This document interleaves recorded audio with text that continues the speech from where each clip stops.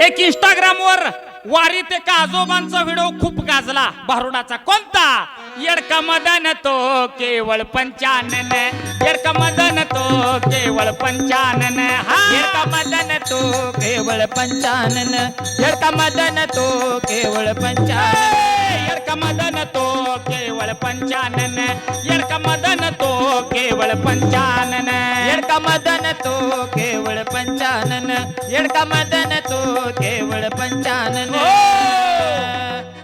मग या भारुडाचा अर्थ बघूया. नाथ महाराजांनी एक येडका नावाचा भारुड लिहिलाय. एक नाथ महाराज म्हणतात, येडका मदन तो केवळ पंचानन आणि येडका मदन तो केवळ पंचानन. येडका आपण पहिलीपासून ऐकत आलोय. काय? ए ए येडक्याचा. येडका म्हणजे काय? मेंढा, टक्कर देणारा मेंढा. मदन म्हणजे वासना, शरीरातील वासना, काम, विषय. आणि पंचानन म्हणजे सिंह, सिंहासारखा गुरगुरत टक्कर देणारा मेंढा.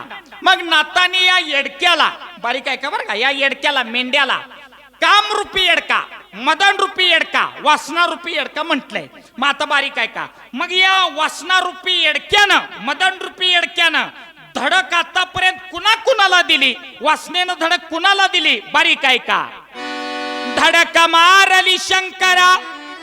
त्या वासनेनं शंकराला सुद्धा सोडलं नाही. एकनाथ महाराज म्हणतात, धडक मारली शंकरा केला ब्रह्मयाचा मातेरा.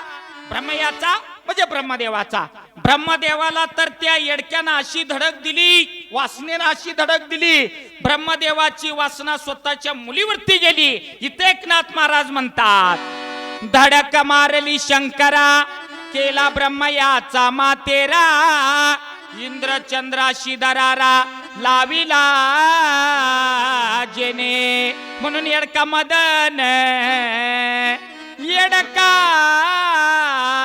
मदन, येडका मदन तो केवळ पंचानन, येडका मदन तो केवळ पंचानन, येडका मदन तो केवळ पंचानन, येडका मदन तो केवळ पंचानन, येडका मदन तो केवळ पंचानन, येडका मदन तो केवळ पंचानन, येडका मदन तो केवळ पंचानन, येडका मदन तो केवळ पंचानन. हो रे हो रे हो.